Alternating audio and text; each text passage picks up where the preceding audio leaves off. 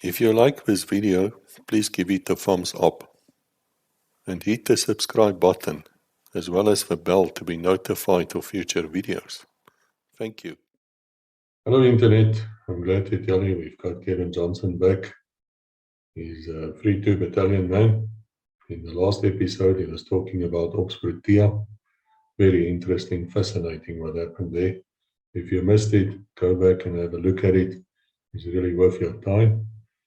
And now we're going to talk about a few courses he's done, general life at 3-2 battalion and so forth. Kevin, you're always welcome. Thank you, mate. We really appreciate your time. We appreciate your support to the show. And let's carry on. What happened after Ops Protea? So, I rest there. And before I went on that ops, I knew I was going to infantry school because as permanent force, you've got to go and do some promotion courses. And I couldn't get out of it because then they would have said, well, what, you're not interested in being promoted? You're permanent force. So I had to go. The reason why I didn't want to go is I didn't see any reason why I needed to go. And also I'm going to lose danger pay while I'm back in South Africa. So I arrived there. We do the 106 anti-tank. It's on a Willis Jeep, long pipe, heavy bastard, the working parts at the back, 106 and new generation missile.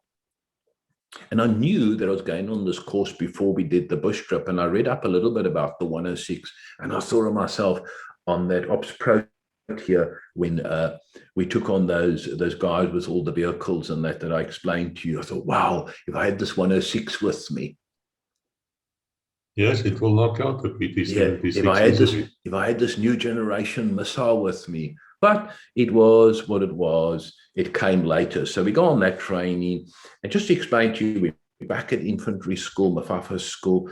It's a proper support group company. They do 106. The building is here with 106 new generation missile. On the other side is the 81 millimeter mortar course. So when they have the course, they run it simultaneously. There could be, 60 people on the course. Normally on the course, you would see captains, lieutenants, some staffs, but not many staffs, and because they've probably done it by then already, and sergeants and corporals. So basically, before ranks, all interwoven, you're equally students there, and on you get with it. So you do like theory in the morning, and then you go and do your practical work in the afternoon with the 106. And then if things are not going too well, you've got to get a bit of exercise and that, and be punished a little bit. And like you said, every great training place has a mountain or a bloody hill.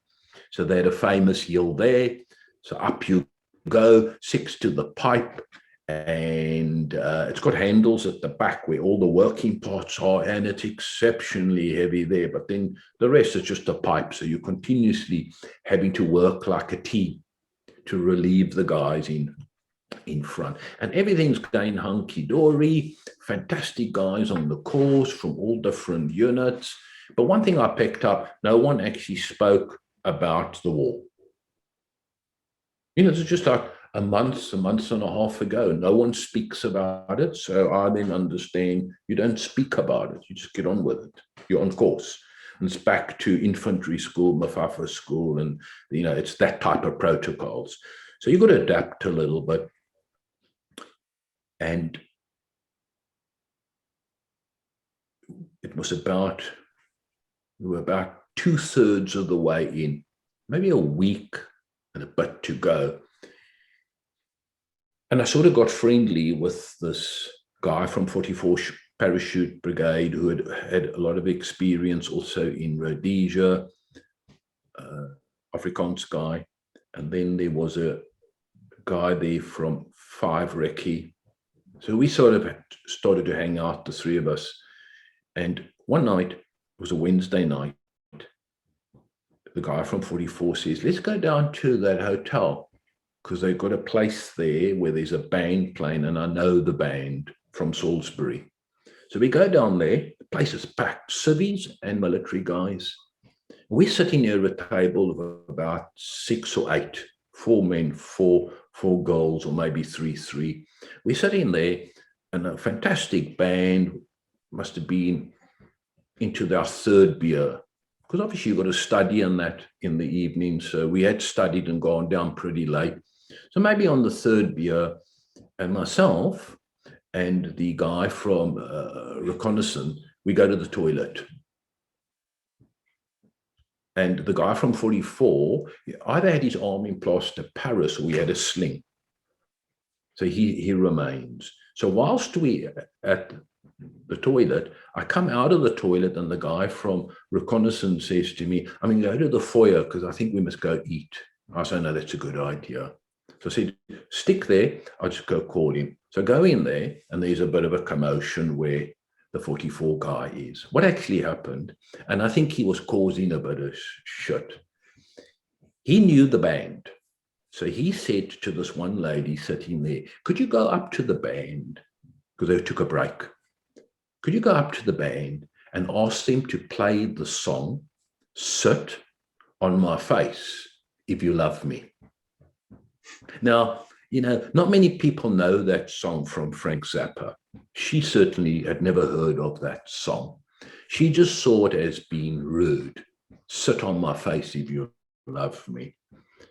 And there was a commotion. So basically what happened is the one guy, must have been her boyfriend, he stood up and he had my mate by the chest or by the neck.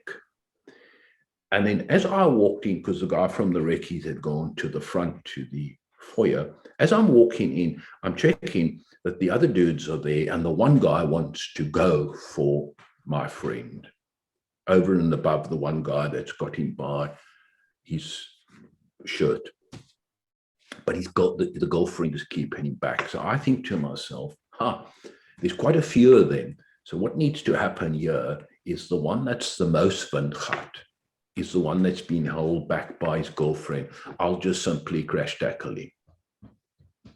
So a bit of the rugby experience, got closer, bearing in mind I've only got 3 beers in me, crash tackle him and I've got him down there, but I'm mindful of the fact that you've got to be careful.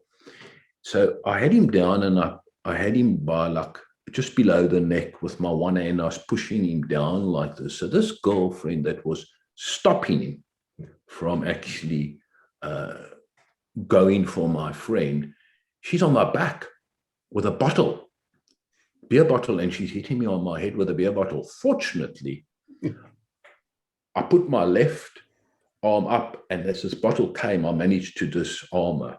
So now I put the bottle down. And then, you weren't wanting to really have a go there because you could get into trouble. So that's the end of the story. Very quickly, it's all sorted out. And we leave and off we go. Well, the next morning, we're in the classroom and the RPs arrive there. That's the regimental police, not the the unit arrives. They the RPs, that's right. And then the regimental is the MPs.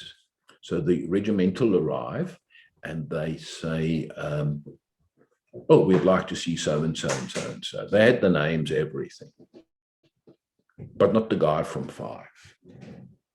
So the 2 of us go off. It was RSM Foster there. And RSM Foster says, you know why you're here, etc., etc. The colonel wants to see you. So we go in there and he's short and sweet. And he just says, look here, you, for the rest of the course, you stay in the base when you drink. You can go out, but you drink only in the base, not in the immediate area like Mossel Bay, George, the Wilderness, Oatswood. You stay away from all the places. So we think that's reasonable. It's only about a week or so to go. So off we go. That weekend happens. Next Monday morning, we're in the classroom. 2 MPs arrive, looking for the 2 of us. So what had actually happened is the one lady that was sitting at the table, she worked for the local newspaper. So she spoke to her editor and they said, we're sick and tired of this infantry school in our town. And they put an article in the paper. but not focusing too much on the incident, but more on, the negatives of having the big infantry school in the town. So this goes to the brigadier. It's obviously people that check out for things like that. Now the MPs have taken over. So now what actually happens is the legal officer of the infantry school is there to defend us, and the legal officer of the regiment becomes the prosecutor. So this thing goes through to trial.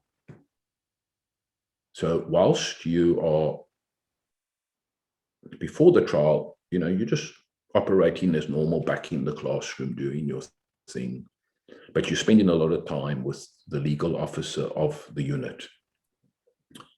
So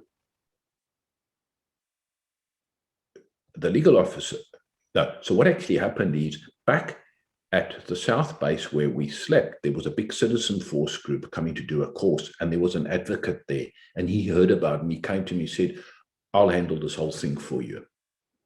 And then something just said to me, if we bring people from outside in, there could be maybe a little bit of, negatives about it. So I said, thanks very much. I really appreciate it. But at this stage, I'm just going to continue with the actual system. And the legal officer is Lieutenant McLaughlin. I'll tell you a story later on. He actually landed up being the law officer at 3-2 Battalion. And we go to trial. So the law officer, who is now defending us, and the prosecutor, they both say, the first case that's been held there, the commandant that came down from the Eastern Cape was very easy and light on the first person that went in. So he's in a good mood.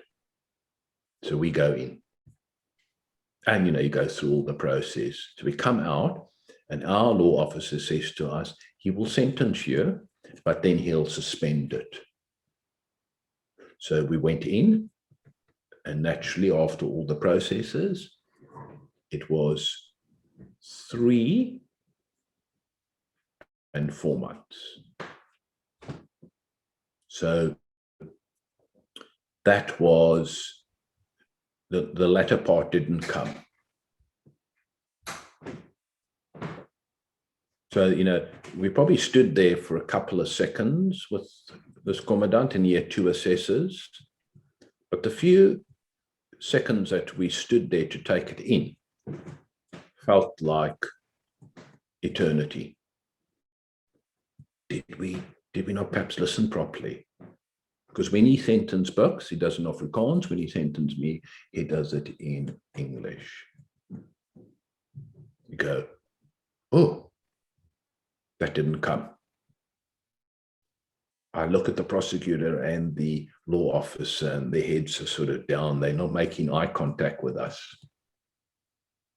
So from that moment on, you're a prisoner. So you get escorted out, go down to the cells that they've got, and then there's 24 hours where you can appeal. So in the 24 hours, there's lots of backwards and forwards, etc. And then we get told to put our full uniforms on. In other words, step outs. And we go down there. And we go now to the regiment's HQ, which is very close to the infantry school. And I'll never forget, as we walk down this long corridor, these PFs come out. Good luck, etc. And we go into this massive office. I've never seen such a big, dark desk. There sits the brigadier, not an intimidating type of guy, but, this is serious stuff. And one thing I liked is that he didn't keep us in suspense. He just said to us, have you got your plane tickets booked? Then I knew. And then he went on and he said, guys, I'm looking at these berets in front of me. You guys are doing such good work for the SADF and our country. He said, we can't have this. He says, I've got to tell you, I'm having big pressure from that newspaper. Big pressure. He said, please just behave yourself while you're here at the unit. The course was over, by the way, and that school was full of civvies because, you know, that year's intake were clearing out, so mothers and fathers and girlfriends and everyone were there. Boy, oh boy, we were in our step outs, ran back the rest of our stuff together. He wanted to stick around because he knew some people there. I just went to the car park, climbed in my car, and because I hadn't been sleeping the night before, worrying about it, it was a long road back to Cape Town. I was the only person in my car. So what I did is when I got to Carletsdorp or Ladysmith, I went to the petrol station, then I took my towel and I put water in over the towel. And so basically, when I was driving, I had all the windows open. I had this wet towel over my head to stay awake. And I got to Cape Town. So then I decided, I must spend quality time with my two sisters that were younger than me and my mother. And I just thank God that they didn't need to know about that episode. Then went to see my uncle that had the big construction firm. I told him about it. And he was the guy who had said to me, keep asking yourself, what shouldn't I be doing and what should I be doing? So obviously I'd failed with those two questions, and I shared it with him. And then he gave me the next two questions to add to it, because he said, now you've got experience with those two questions. He said, you've got to start asking yourself from time to time, what's working and what's not working? Well, I'd answer it in front of him, and that part wasn't working. Because he said, Kev, if you were, first of all, you would have brought big embarrassment and stress to your family. You would have embarrassed your unit, which you have. And he said, you know, it holds you back on career if you were wanting to make, the career permanently in the Defence Force. So you can't make these type of mistakes back when you own your own company. So that was it. So got back to the base. Charlie Company had been in for a couple of days. They were still at the forward hag. This was now before Christmas. Get to the forward hag. Captain Clay's there. My company commander and Gary. So I thought to myself, okay, Tiernas, you know, he'll be okay. He'll accept it. Gary will have a good laugh. Captain Clay would be neither here or there. Oh my God, I get to the Hague Falcons there because I bypassed him on the way back from Rundu. But you know, it'll be a couple of months later when I first see him, it'll be all forgotten. He's there in the tent.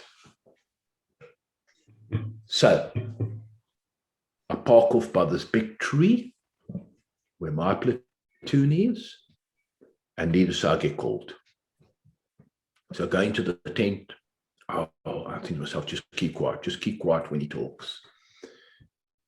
And he says to me, I see you did quite well on the course, which I did do well, because it's always good for an NCOs to like stick a lieutenant or a captain away. And I mean, I'll be honest with you, when those results come out at infantry school, it's not the captains at the top of the class. I mean, there's corporals beating captains, but that's okay.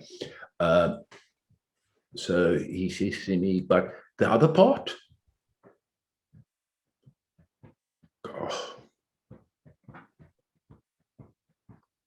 I don't know what I said, but I kept it very short.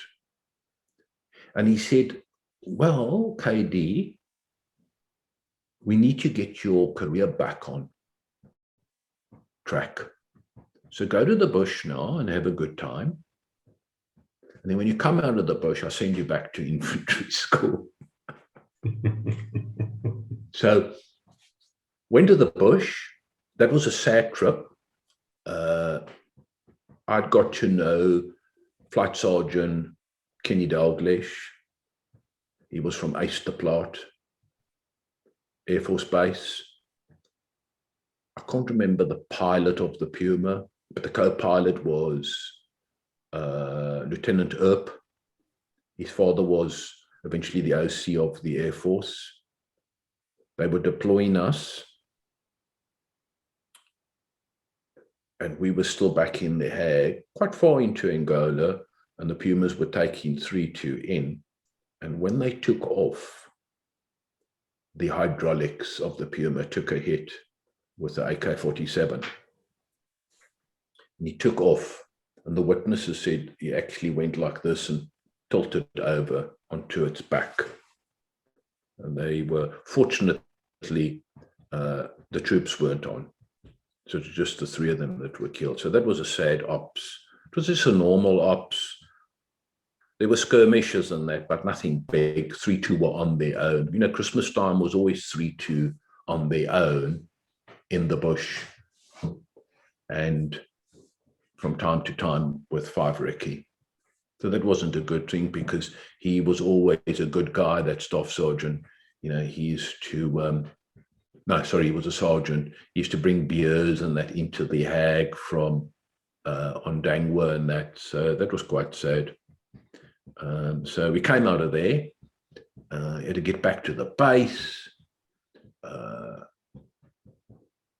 cut the hair, get a bit of a tan, relax, and then on the mortar course, 81. Same story again, 106 now, I have new students. I'm on the 81. They're right next to one another. Same story, captains, lieutenants, sergeants, and corporals.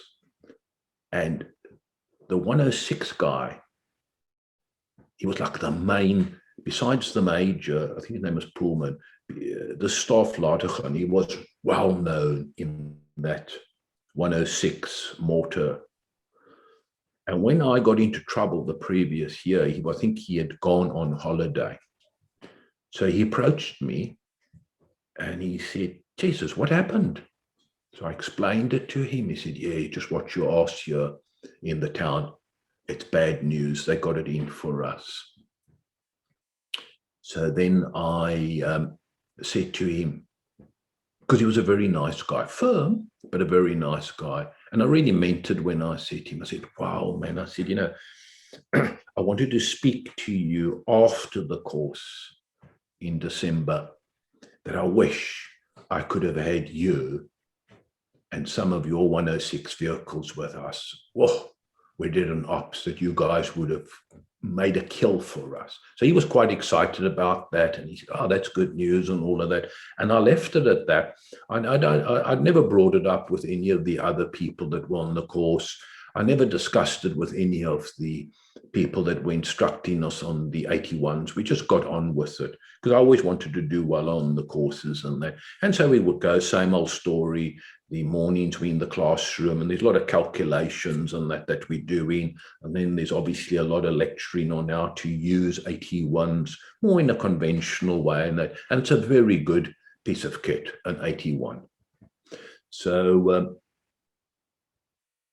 then in the last week, we're going to go out now into the field and do maneuvers. And we see this rattle. And it's only the 81 guys, not the 106. Yeah, I'm pretty sure it wasn't the 106 guy, just the 81. So there's maybe 35 of us. So we're standing there in like a squad, captains, lieutenants, and everything. And this major comes up. We'd seen him once on the course. He comes up there now with this rattle. It's the first time we've been exposed to the rattle in training and that. And he looks at us and he said, right, who's my commander for the day? And he looks straight at me. He says, right, you're the commander. You come with me in the rattle.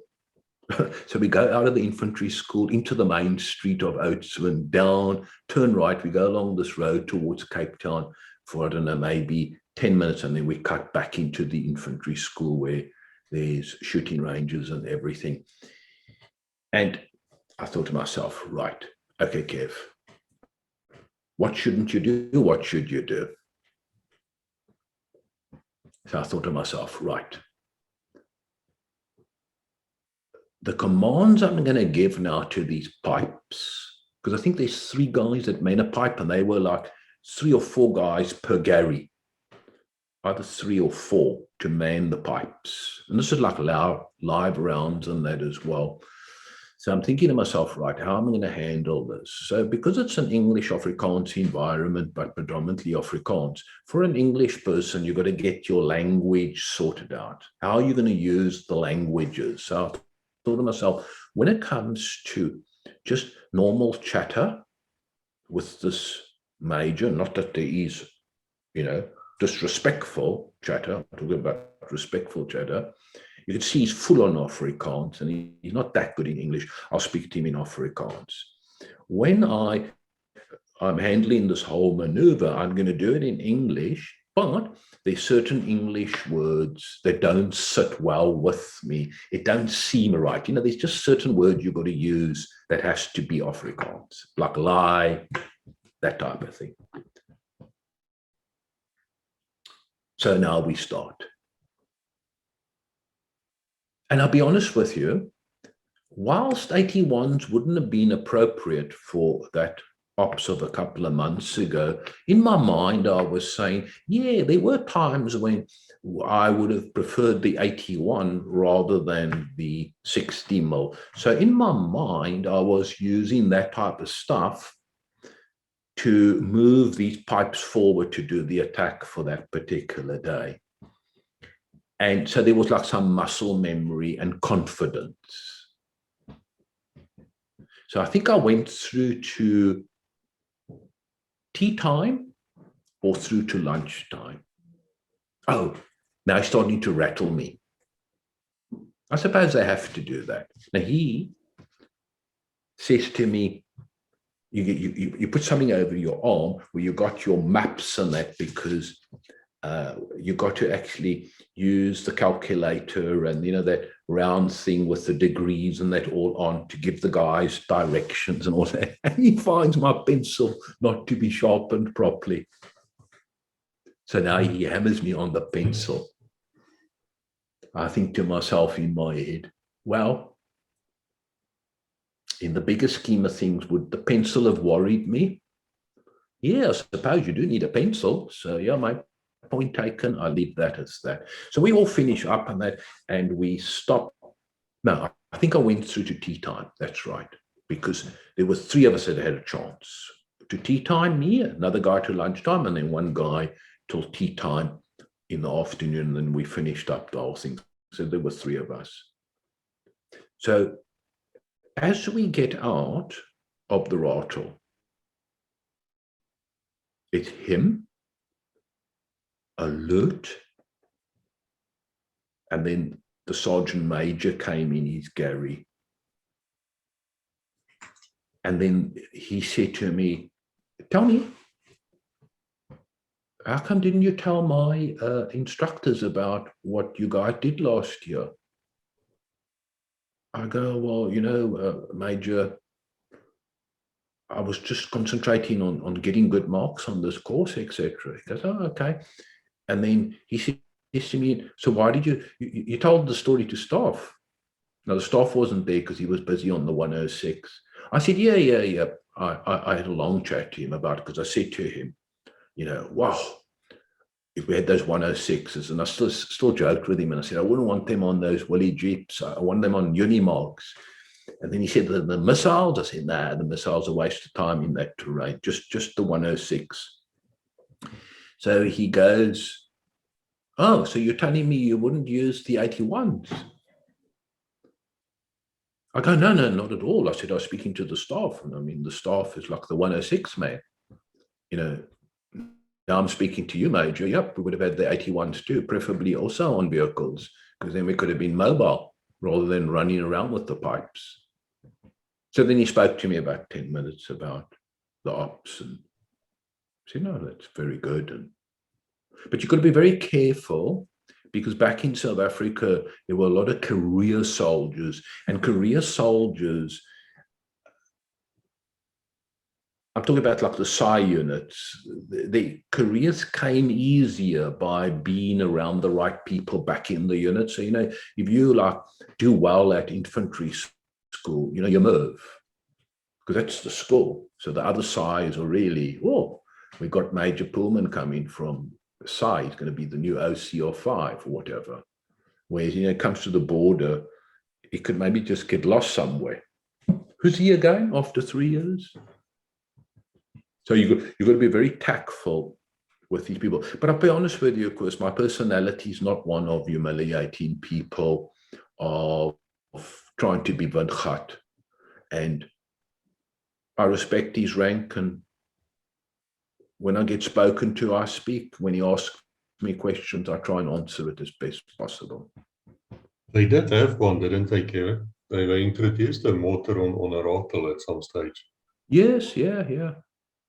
I think in those days, the rattle,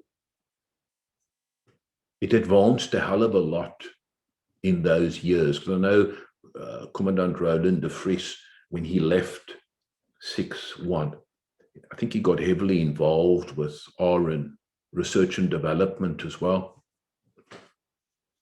So that was then at the infantry school. So I stayed well behaved there.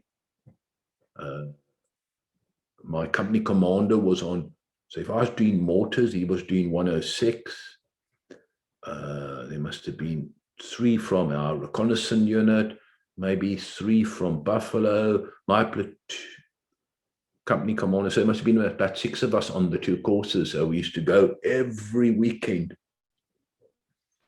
over that Outwanika Pass there to George, Vic Bay. I even got some paddle skiing there, Wilderness, and then there was a lovely hotel there in the Wilderness that we used to book in, and we got to know the manager and used to give us big discounts. So we had a good time, but I was very mindful of, can't get any court-martials. Did you ever feel, because you're wearing the distinctive 3-2 Battalion beret, did people treat you differently? Did they understand the legendary function of a unit? No, that I went, I would say at infantry school, they treated us absolutely the same as anyone else from the SAI units. Where we did get a bit elevated, because I think it was a novelty for them. I was the first group to go. When we went to the engineers school, that wasn't a place that 3-2 had gone to before. So it was like, oh, what's that beret and the boots and all of that. And the guy that actually gave us the course, he used to work on the mine. He was a staff sergeant, senior staff sergeant. And I actually said to him, when I go back to Buffalo, I'm going to tell the HQ that they must send more guys on course. And then something just said to me, but instead, would you like to come to Buffalo and do the course? And he said, oh, yeah, I'd love that. So, I was sort of instrumental in the coming to Buffalo instead of going to the engineers school. So, he got treated like a kin, and he got boots for himself and everything. That was the demolitions course, which you mentioned. Lovely course, once again, theory in the morning, lots of calculations. Then obviously practical in the afternoons, wonderful engineering school, unbelievable tea time, scones, cream, jam, much more older type of instructors compared to the infantry school. These guys were like in their 30s and that. A lot of staff sergeants around, almost similar to the police. And then my friend, we were sergeants. He was also in Charlie Company. His brother was at 1 reconnaissance. And, his brother was in a firefight and they wanted to remove his leg.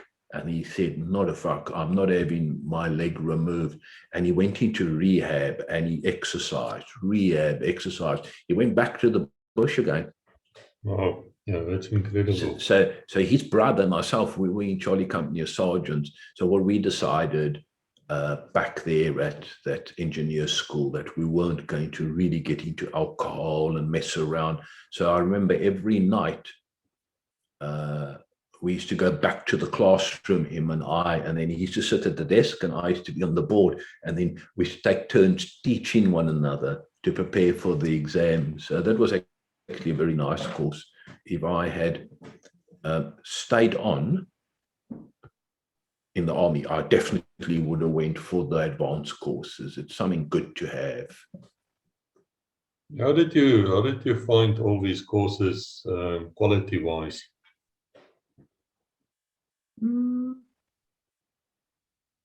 Not necessarily appropriate for 3-2. However, the course itself, when I say not appropriate, there was a lot that you could use. I mean, 81 pipes are fantastic. The 106, well, it was later proven that we did go mobile.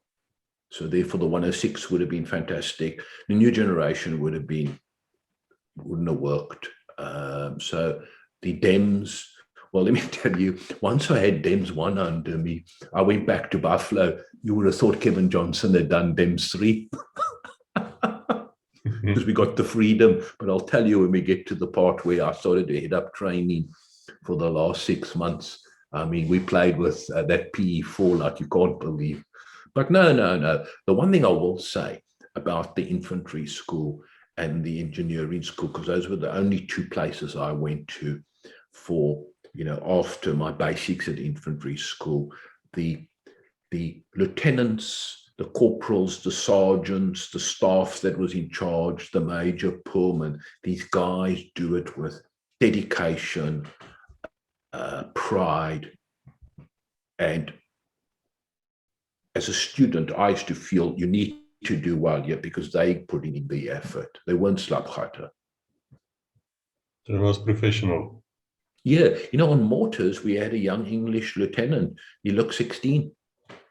Captains are sitting there.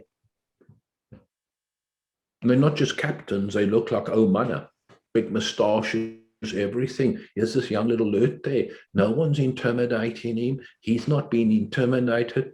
And quite frankly, in that classroom, he knows more than all of us. Because the staff is obviously keeping an eye on him. Yeah, it's amazing to me what the army produced. Yeah.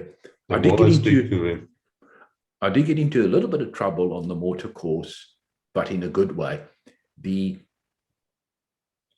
A lot of the guys on the mortar course were a little bit older than the guys who were with me on the 106. And they were getting a bit slapgat. So I saw the sergeant major of that company, and he didn't used to come there that often. And I went up to him one day. I said, there's something wrong with this course. He goes, what? I said, there's a lot of slapgatter here. And he says, well, what do you suggest? I said, no, they need an opfok. So he took us with the pipes personally out into the field, and we got an opfok for about 2 hours. And we came back, and I must say there was holding an attitude again in the platoon. Some of them didn't like me, but most did. So, it was a lot of good fun on the course. There might be a few people here who don't understand your Afrikaans and opfok. Perhaps you wish to explain. Well, when you got bad attitude and the standards are dropping and you're not working with your buddies, you're slacking off, then you become a slacker. And so in the military terms, what we need to do is get you all into the group, and all must be punished for the few, because there's got to be a team spirit, and we're doing it as a team. We work those pipes as a team. So the best way is to get out there and do a bit of sweating. And I could see a good smile on the sergeant major's face. Well, it wasn't meant to kill anybody. It was just a physical exercise for your own good. Yes.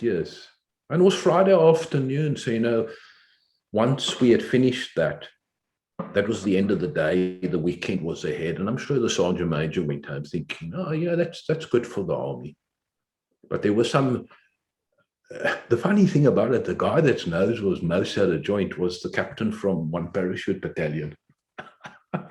There was a loot there from the reconnaissance one. He just smiled. Well, I suppose all soldiers are quite fit people. Yeah, absolutely. So that was it. Back to the unit, new people coming in, new year, nice stability now amongst the platoon sergeants. Obviously, we lost 2 of our best SP sergeants to 5. I tell you now, in that platoon or in that company where I was for 3 years, because normally you don't stay that long in one company, and I stayed 3 years in that same platoon, I reckon that with Da Costa and Pedro, I reckon that in my period there, we had about another 15 SPs that would have made reconnaissance special forces. So we had, and the new guys that took over, platoon sergeants from the SPs, they were corporals already there. So they were all fine. It wasn't if, oh, now we're going to go through a learning curve. And then the platoon sergeants white platoon sergeants were starting to settle down. And obviously the clearness was still there, but we had 1 short-term and 3 national service 1-year guys. Now I understand, Kevin, that the white leadership could come and go. I get that. Yes. But how do you replenish the SPs? Where do they get their recruits from now? All those surrounding areas, the HQ's got contacts with all the areas. You must remember that a lot of people came out of Angola and they were living in the Rundus and all of that, Oshikati, Onjiba. So I don't know how hard or how easy they found it, but they were recruiting. And then obviously, you know, whilst it wasn't a big town, in the Kimbo, there were boys coming of age, because we had no boy soldiers. So they'd come of age just like in South Africa, and then, you know, they would join the unit as well. Later on, I'll tell you about when I headed up training. You know, I trained whites coming in, but I also trained a new intake of SPs. You start with the basics, but you eventually get them there. And then what was nice thereafter, they didn't go and operate as a platoon. You know, we put them in amongst the platoons where there were experienced people. So there wasn't really a problem there. My only issue I had, and I'll cover that in when we get to training, is that we didn't actually accelerate the SPs quick enough. And that's why we just should have done that, because it would have been right for the company to be more effective, because you would have got more out of them. And then secondly, you know, we wouldn't have necessarily have lost so many to special forces. So in a way, our loss was James's gain. I mean, look at Da Costa. I mean, he should have been the RSM of 3-2. Well, I think that 5 Recce probably is a 3-2 battalion old boys club. Yes, yes. In a certain way, I mean, many of them, as well as, of course, the SADF scouts, were all in it up there. Besides our 3-2 reconnaissance, who did that type of work, you can't compare special forces to 3-2, because we were for the firefights. Yeah, it's a totally different concept. I mean, but we I'm hoping we will get Commandant Colonel Rotte on this show as well, and he can tell us all about reconnaissance. Because what actually happened the year after is we went through 2 bush trips and then another big one, which wasn't the whole of 3-2. I think there were 3 companies, a company of 1 parachute battalion, and then Roland de Vries again was training his guys there at on Zongongo. And what is basically happening is further up north, because we had pushed them out of those towns in 1981 in August. Now in August of 1982, we had to go and attack now it again, but now they were in towns further north, because they were planning up there, Fapla, Swapane, to come and attack Zongongo and Onjiva again and retake the towns. And obviously Onjiva had become a very important strategic place for us, because it had an aerodrome and everything. And, you know, lots of officers were being run out of Njiba. So we had to go now and sort them up further north. Obviously, this time round, there were going to be fewer divisions involved. So it was going to be the Air Force, 3-2. 3-2 reconnaissance played a big role there, and 6-1, and then the parachute battalion. So in the next session, I'll share that op similar to Ops Protea. Then we'll go into my 6 months in training before I cleared out. But what I want to do is just close off on a more lighter note by sharing a couple of things with you. And for this, I had to write it down because I didn't want to miss out any things. So with this Ops Protea, we obviously had Koos Crocodile sorting out the base commander and sergeant major and the company commanders and us. Then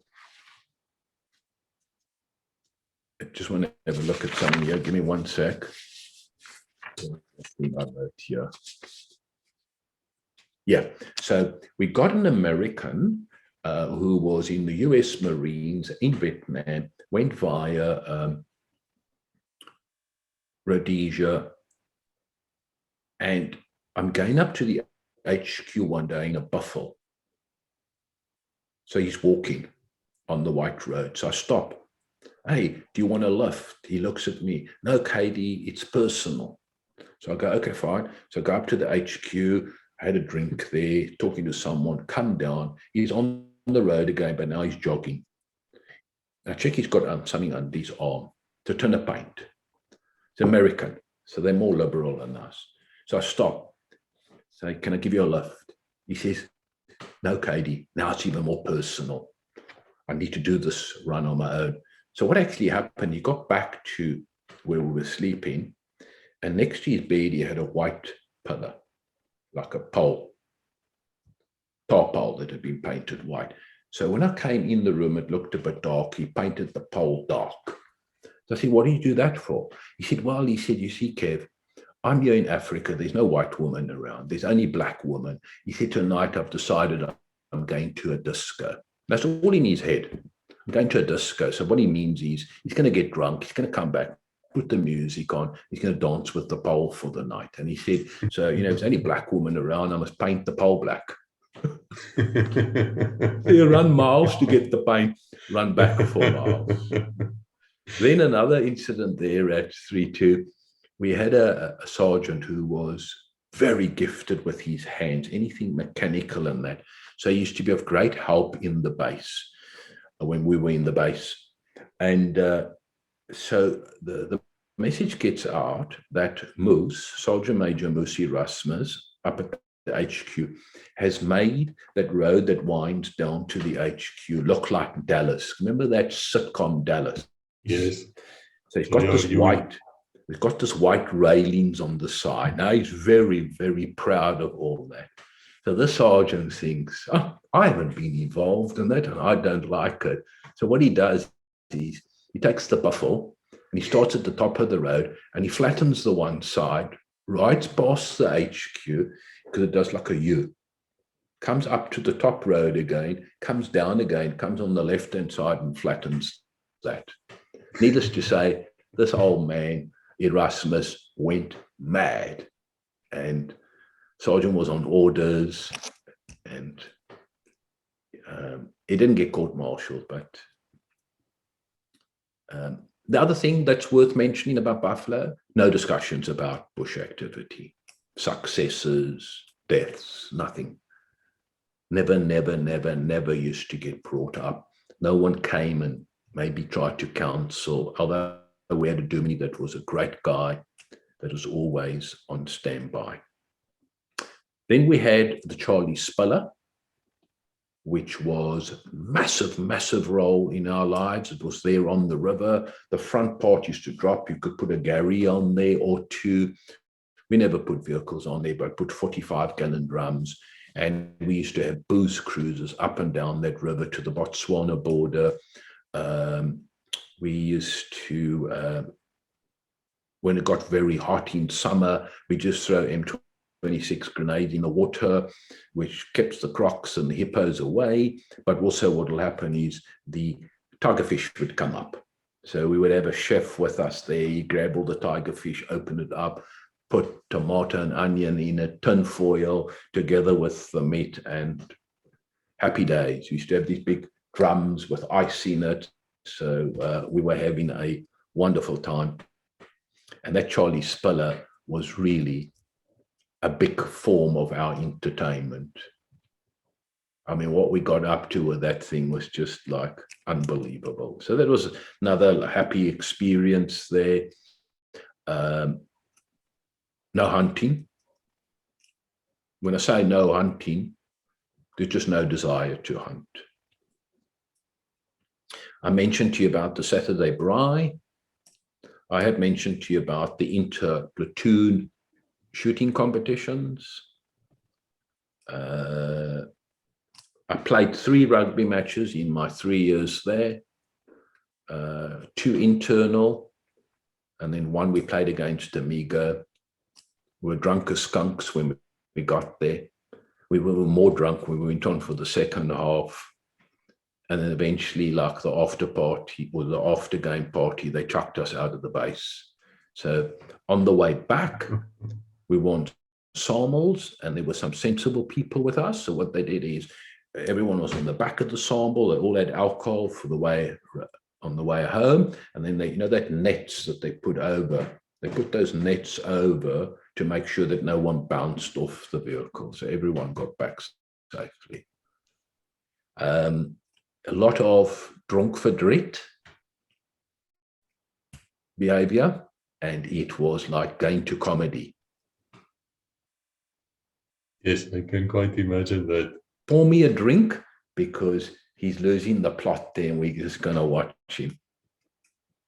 And this thing could go on for maybe 20, 30 minutes. And this is not someone sitting in the corner crying. This is someone really, really performing.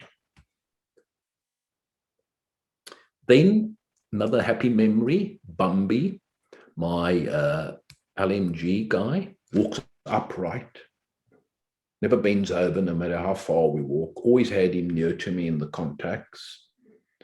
Once a year, he just disappears when we're back in the base. Wasn't married, very seldom went down to the Kimbo, always stayed in the company lines, just disappears once a year. Then he comes back and he's just all smiling. And of course, you go through the motion. Bambi, we were worried about you. You know, you've got to let us know when you do these things, because he's not supposed to leave the base. You know, these guys are not allowed to leave the base ever. So he goes out of the base. Fortunately, you know, if he did cause trouble, it never came back to us. And then, yeah, Bambi, behave yourself. And then it'll be business as normal. Fantastic man. I think I mentioned it in other videos. He worked in the mines. He was actually a drill boy as well.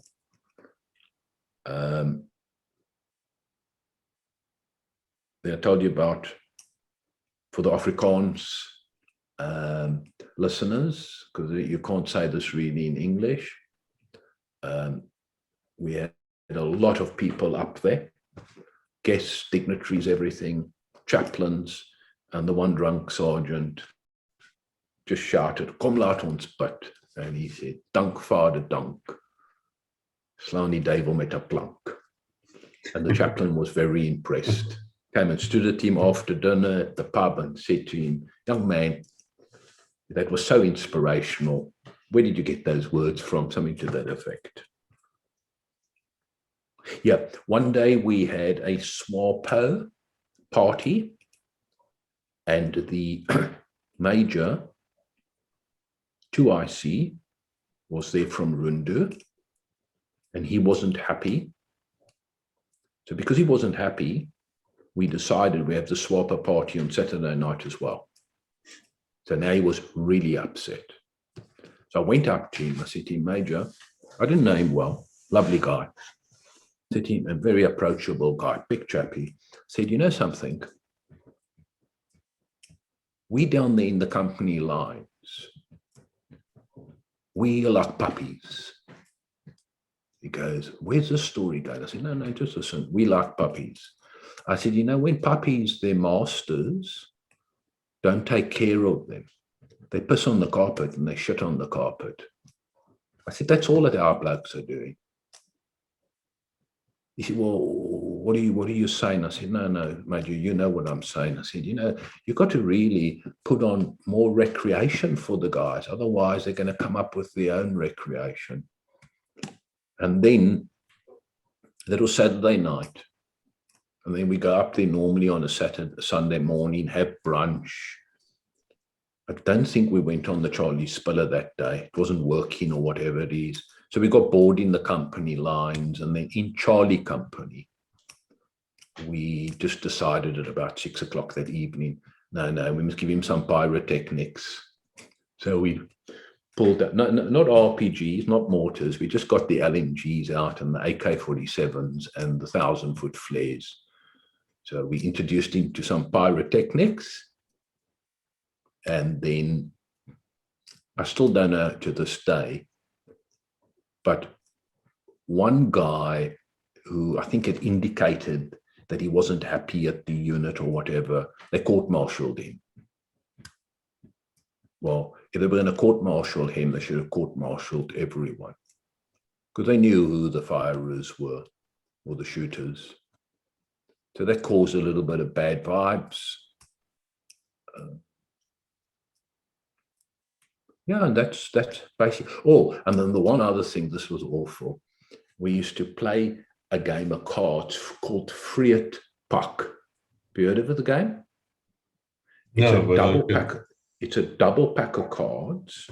You don't play for money, and you play like 21s or whatever it is. But if you lose, you get knocked with those cards, and they're hard, like this on the knuckles, or here. And then eventually when this is all open, you go to the left hand, then you go to the elbows, then you go to the knees, then you go to the ankles. I'll tell you something now, some guys used to come out there looking awful.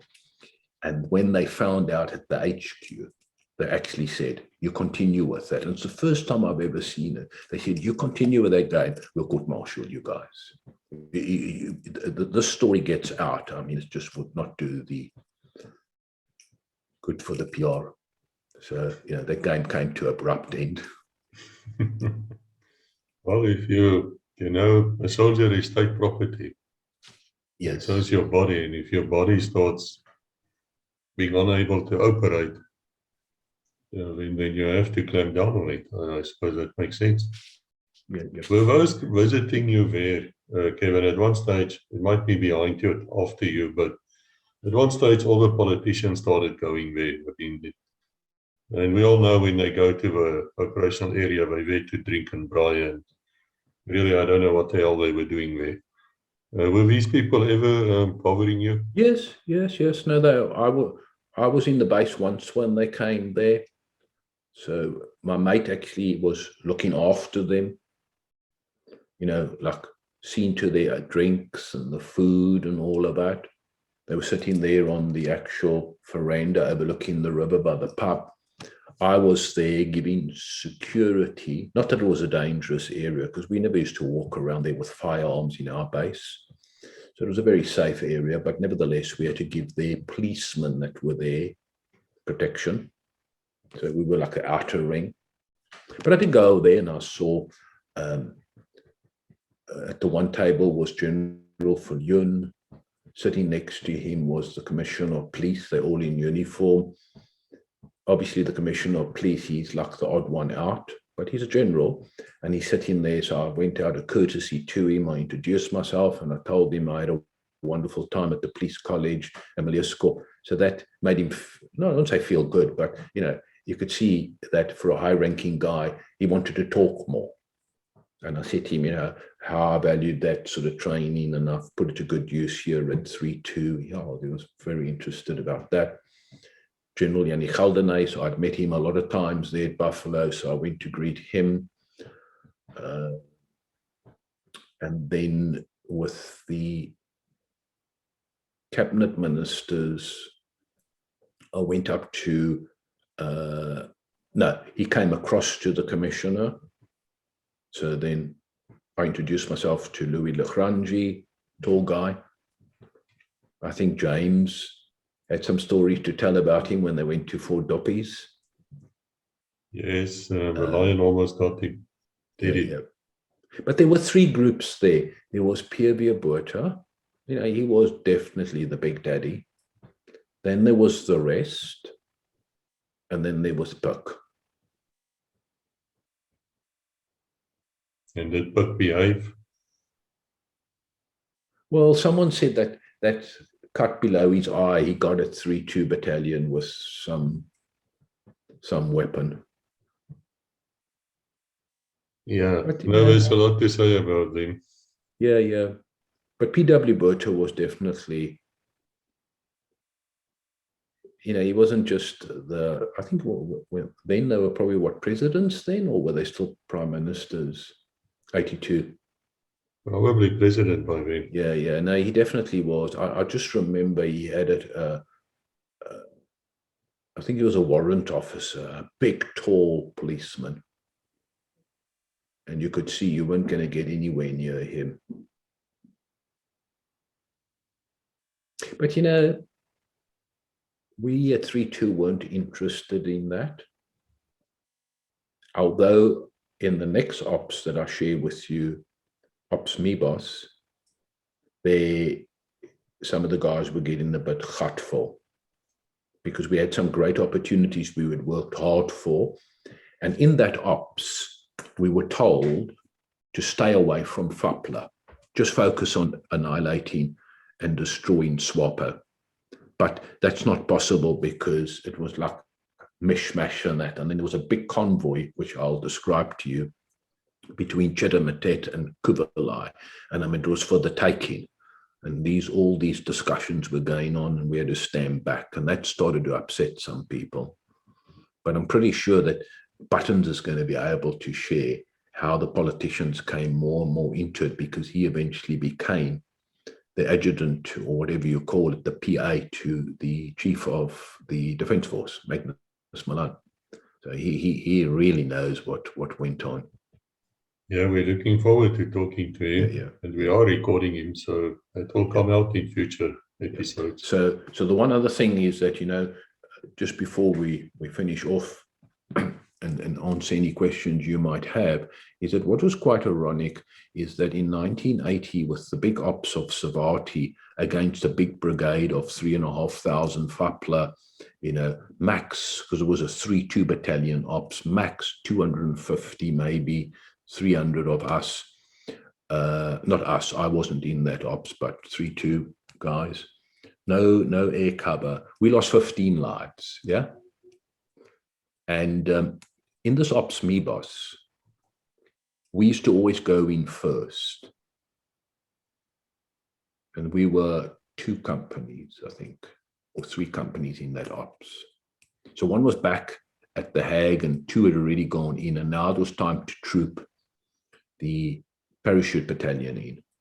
And it was either 4 or 6. No, it was probably 6 gun Pumas. And then one of the back Pumas got shot down. And obviously all the parachute battalion guys in the back and the Air Force guys were killed. And what was quite sad is that number was 15 as well. Yeah, it's one of the major things. I still talk about it. It was a tragedy, actually. Yeah. And Robert Free to try to reach him.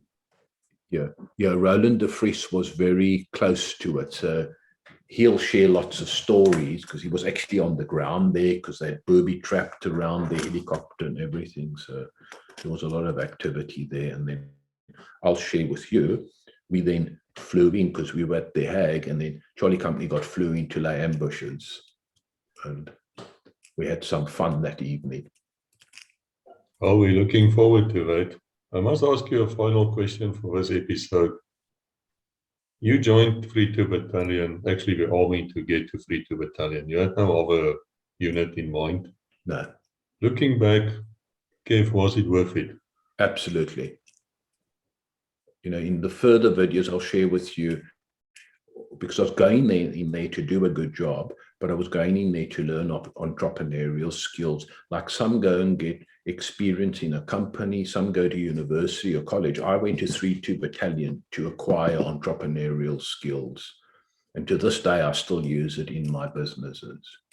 Well, we're going to have an entire episode on that, and we've got another plan which we will reveal to you later. Yes. But it's remind myself, that guy who wrote Rich Dad, Poor Dad, book in the 90s, very good book.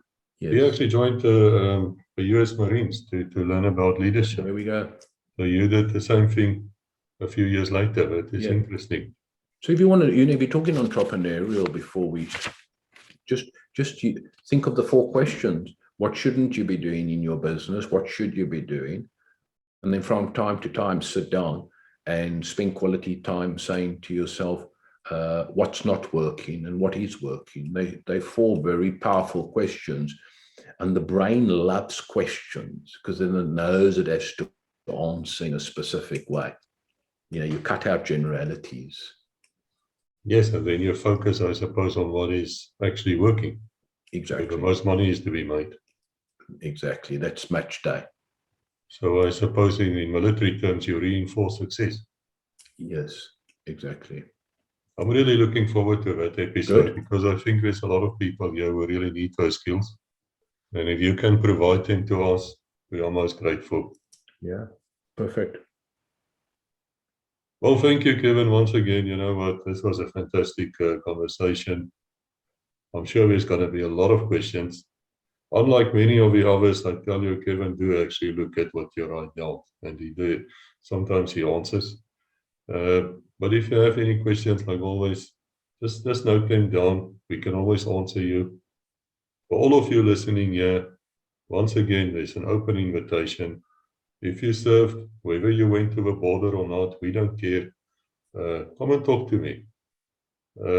I cannot reach you without you coming to me, right? I don't have an access line to you. I can't call, let's say, Special Forces headquarters and say to them, just bring me somebody or whatever. So it's up to you to contact me. So please come and do so. Until we meet again, God bless. Okay then. Cheers. Bye-bye.